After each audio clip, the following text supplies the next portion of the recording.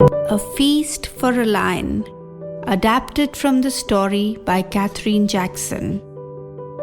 Once there was a lion who was as thin as a beanpole. He could never eat enough to satisfy his hunger. He used to go hunting monkeys every Monday, kangaroos on Tuesday, zebras on Wednesday, bears on Thursday, camels on Friday, and elephants on Saturday. You would have thought that because he caught everything he ran after, he would have been very big and fat. But he wasn't. He wasn't at all fat. The more he ate, the thinner and hungrier he seemed to be. "It's just as much your fault as mine," he said to all the animals. "If you didn't always run away from me, I wouldn't have to run so far. I wouldn't be so hungry. I would eat less, and so you would be able to live longer." Now, jumping along through the grass, there came a very plump little rabbit. "Rabbit," said the other animals, "we would like you to go to the lion and speak on our behalf." "But what shall I say to him?" asked the rabbit, who felt very proud.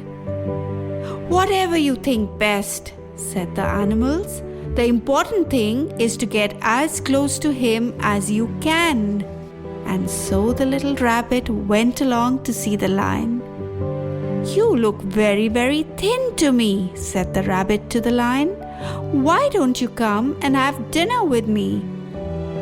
"What is going to be on the menu for dinner?" asked the lion, looking interested. "A delicious carrot stew. I have 5 sisters and 4 plump little brothers who are preparing it at the moment." "Carrots!" thought the lion. But 10 fat, juicy little rabbits? That sounded good to him. "I shall be pleased to come to dinner, Rabbit." "Thank heavens," sighed the other animals. "At least we can relax for today." But that cunning little rabbit jumped about, stopping now and again to gather blackberries and tender mushrooms. Then he sat down by the edge of the river.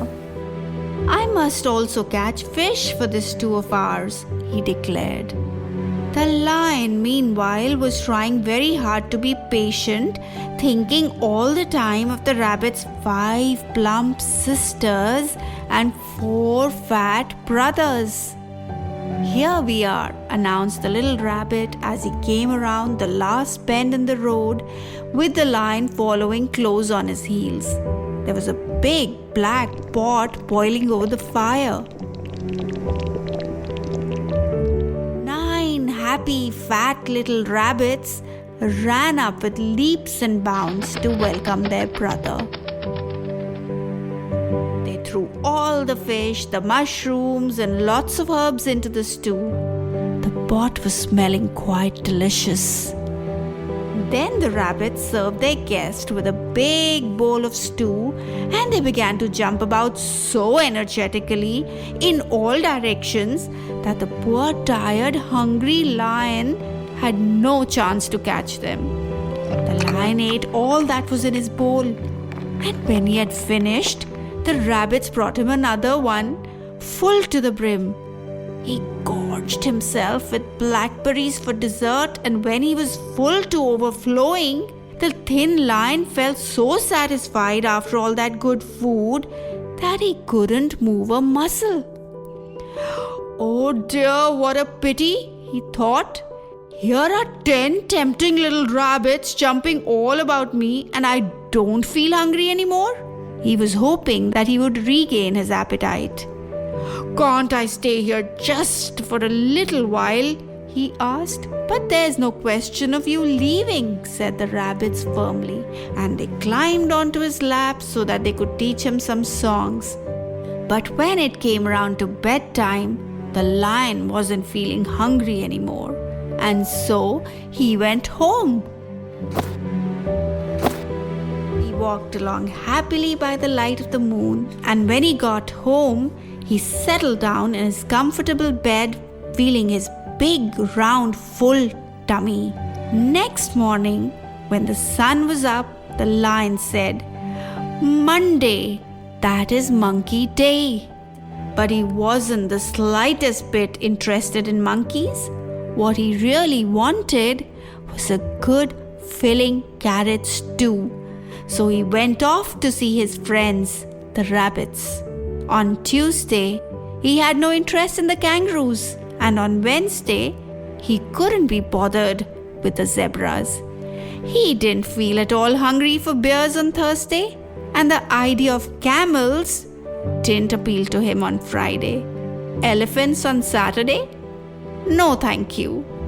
The other animals could hardly believe it. They were delighted and came to congratulate the little rabbit. "You are really very cunning, brother rabbit," they said to him. "How do you manage to keep that terrible thin lion away from us?" The rabbit jumped about cheekily and said, "Oh, good heavens, we were having such fun with that dear old lion that I completely forgot to speak to him about your worries.